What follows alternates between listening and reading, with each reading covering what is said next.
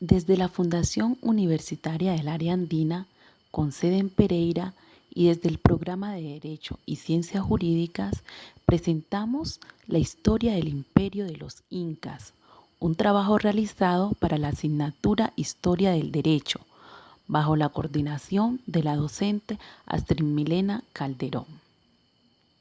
Hola, soy Erika. Hola, soy Etna. Hola, soy Daniel. Hola, soy Merce.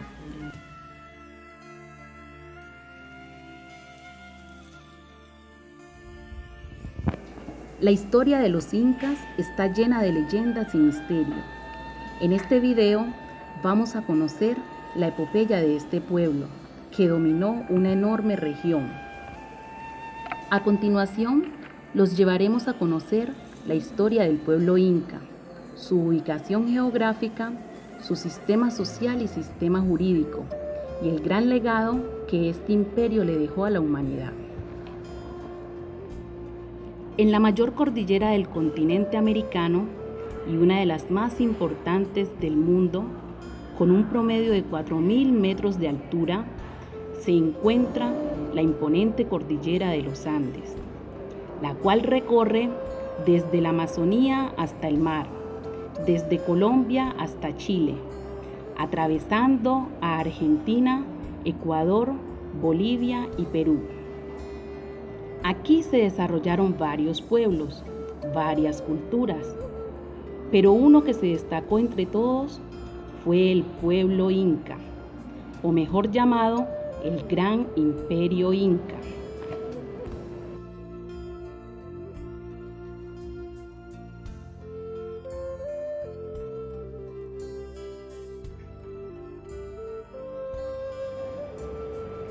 ¿Quiénes fueron los incas?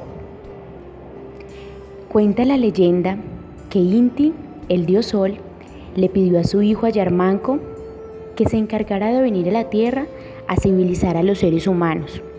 Ayarmanco junto a su mujer Mamaollo surgieron de las profundas aguas del lago Titicaca, acompañados de una barra de oro en sus manos. El mensaje de su padre Inti era que esa barra les mostraría el lugar adecuado para fundar el gran imperio. Después de andar y andar, notaron que la barra se había sumergido en el cerro Guanacuare, lo que les hizo pensar que esa era la señal que estaba buscando.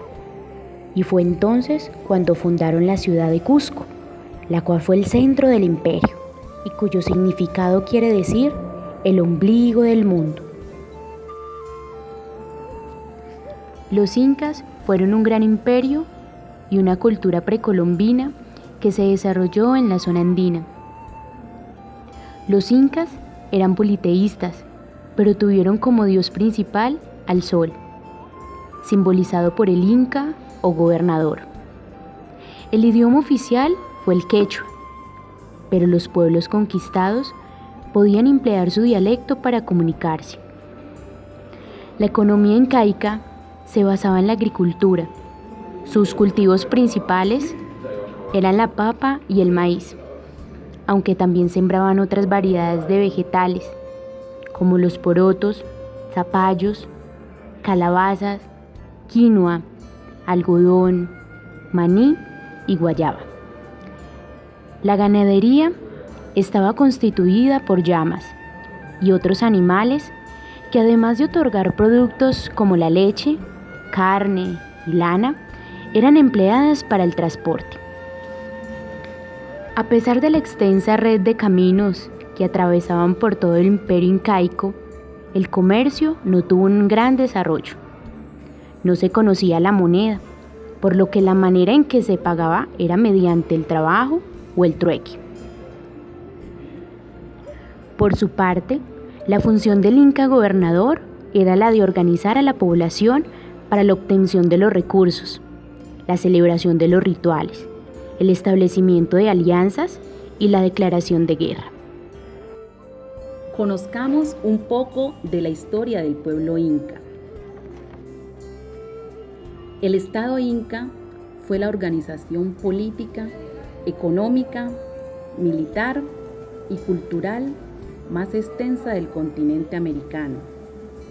De haber sobrevivido el Imperio Inca hasta nuestros días, las ciudades como Quito, Guayaquil, Trujillo, Lima, Cusco, Arequipa, La Paz, Potosí, Salta, Viña del Mar y Santiago de Chile seguramente estarían dentro de su territorio. Se calcula que su población fue de unos 12 y 30 millones de habitantes.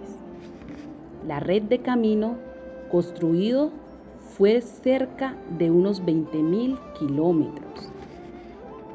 El nombre con el que los incas denominaban su territorio era Tahuantinsuyo.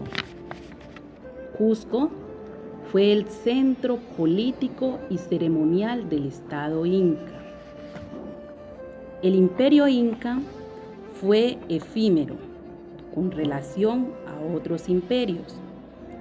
Se desarrollaron por menos de 100 años, pero ese tiempo fue suficiente para consolidar una expansión territorial inédita en el continente. Conviene subrayar que a lo largo y ancho los incas construyeron obras de infraestructura militar, ceremonial y productiva, muchas de ellas de naturaleza monumental y otras inexplicables y enigmáticas como Machu Picchu. Hacia el año 1200, Cusco había dejado atrás su condición de población rural y bajo el liderazgo de Manco Inca iniciaron sus primeras conquistas en las regiones aledañas. A mediados de 1400, los incas habían sometido a un importante número de poblaciones y así comenzaban a dibujar su propia leyenda. Para ellos fue necesario la impronta de un hombre legendario. Pero ¿quién fue el hombre legendario del Imperio Inca? El gran Pachacútec Inca Yupanqui fue el legendario del Imperio Inca. El significado de su nombre hace referencia a quien transforma el mundo. Pachacútec fue quien llevó a los incas a su victoria definitiva en contra de los chancas, un grupo étnico proveniente de Ayacucho. El emperador Pachacútec fue un gran soberano, fue el verdadero organizador y creador del imperio que se denominaría Tahuantinsuyo. Fue el noveno gobernante inca. Pachacútec fue quien recibió el mandato divino para ser el soberano de todos los incas. Con él nace el imperio y la dinastía de los hijos del sol. Fue este legendario quien unificó a las poblaciones vecinas y comenzó una serie de guerras que ampliaron las fronteras del imperio inca. Sistema social inca. La sociedad inca fue clasista. ¿Clasista? Sí, clasista, es decir, estaba dividida en clases sociales. Los habitantes del imperio no eran iguales. Existieron tres clases sociales. Por un lado teníamos la realeza, la nobleza y el pueblo. La realeza constituida por el inca, su esposa y el auquí, príncipe heredero. Ellos constituían una verdadera aristocracia, pues tenían en sus manos todas las funciones estatales y todos los privilegios. La nobleza estaba conformada por la nobleza de sangre y la nobleza de privilegio del imperio inca. El pueblo, compuesto por el hombre común, los colonizadores, los yanaconas, quienes eran los súbditos del inca, y los piñas o prisioneros de guerra. La condición de yanacona era hereditaria, por lo que se presume que existía una forma de trabajo forzado. Sistema jurídico. El imperio inca estaba regido por normas y leyes. lo que constituyó un verdadero derecho. Pero este derecho no estaba escrito en unos códigos, era un derecho impuesto por la costumbre y era traducido por la misma población imperial. Su organización política era la siguiente: el Inca, soberano Tahuantinsuyo, era entonces el instaurador del orden, de la ley y por ende del derecho, con facultad extrema para diseñar la forma de vida de los demás, incluso en sus detalles más primarios, como el de qué comer y cómo vestirse. El Inca se instala como signo y símbolo de orden, como significado universal y divino, como ley que domina el orden natural, como posibilidad de existencia de forma más organizada de convivencia y saber. El Ahuequín era el príncipe primogénito del Inca, elegido entre sus numerosos hermanos y era elegido por su valentía, coraje y astucia. El Consejo Imperial era un organismo asesor. Se reunían bajo la dirección del Inca, a quien le daban cuenta de su labor desarrollada. El Apunchic, gobernador, regionales sujetos a vigilancia y fiscalización. Debían cuidar el orden y el cumplimiento de las normas en la conducta social. El Ticuricoc, funcionarios estatales que observaban el cumplimiento de las órdenes del Inca. El Curaca, encargados de recoger los tributos. Eran las personas que tenían más contacto con la comunidad y debían velar por el orden, el trabajo y la producción. Teniendo en cuenta esta organización política, tenemos un acercamiento al pensamiento jurídico en el incanato. Se puede lograr observando el régimen político imperante, resumida en la siguiente sentencia: ninguna oposición tolerada. Esta descripción del sistema jurídico-político incaico revela una condición política inflexible, intolerante, además del fenómeno de la verticalidad de la sociedad incaica, en cuya cima estaba el Inca como Dios absoluto y total. El Inca era Dios. El derecho era solo parte de la voluntad del Inca, de tal forma que la verticalidad del poder estaba determinada eternamente por el nacimiento y el parentesco. Es decir, existía un sistema jurídico basado en las relaciones de parentesco. Arrastraba a esta sociedad hacia una idea y actitud de subordinación.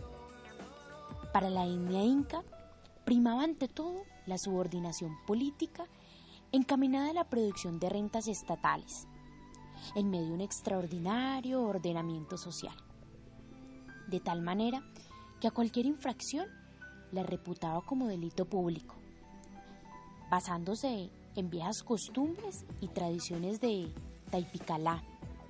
Penaban a todo lo que alterara lo establecido por el supremo gobierno. No aceptaban violaciones a su derecho, ni atentados contra los dioses de la etnia del gobernante, ni menos contra quienes comandaban la nave del Estado, o en agravio de personas que merecían un respeto especial. Y peor, contra los que amenazaban la marcha económica del país. Legado. Los incas fueron grandes astrónomos, arquitectos y hasta cocineros. Incluso muchas de sus obras siguen vigentes aún en nuestros días. Sin duda alguna, su mayor aporte lo hicieron a la ingeniería. Claro de ello es Machu Picchu, una ciudad de piedra construida por obreros incas en la cima del cielo.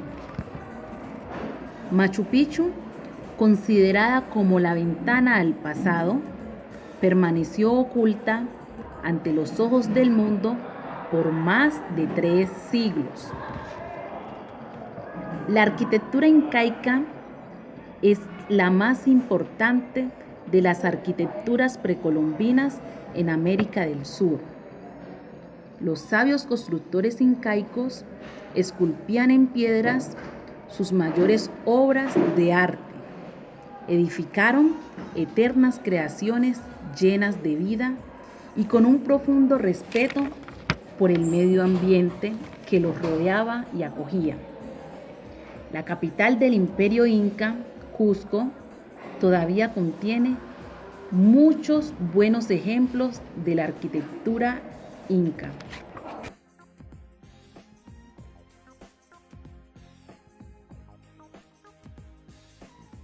La etapa incaica fue una de las de mayor trascendencia por su gran composición estructural, social, política y jurídica. Los incas habían venido a transmitir su orden, provenientes de una raza guerrera, que, conquistando a los demás pueblos adyacentes, edificaron mediante un muy programado proyecto de carácter universal el Imperio Incaico. El incanato fue el dominio de una casta guerrera sobre otras culturas inferiores en fuerza, o mejor dicho, el dominio de una capa de señores sobre una o más culturas inferiores. El incanato fue una superposición, un dominio que tuvo como resultado capas diferenciadas, una gobernante y otra sometida. Datos curiosos. ¿Sabías que ningún soberano inca fue enterrado? Machu Picchu fue la residencia de un gobernante inca. Tuvieron una visión dual del mundo. La mujer era considerada el bien más valioso de intercambio. El último inca fue Atahualpa.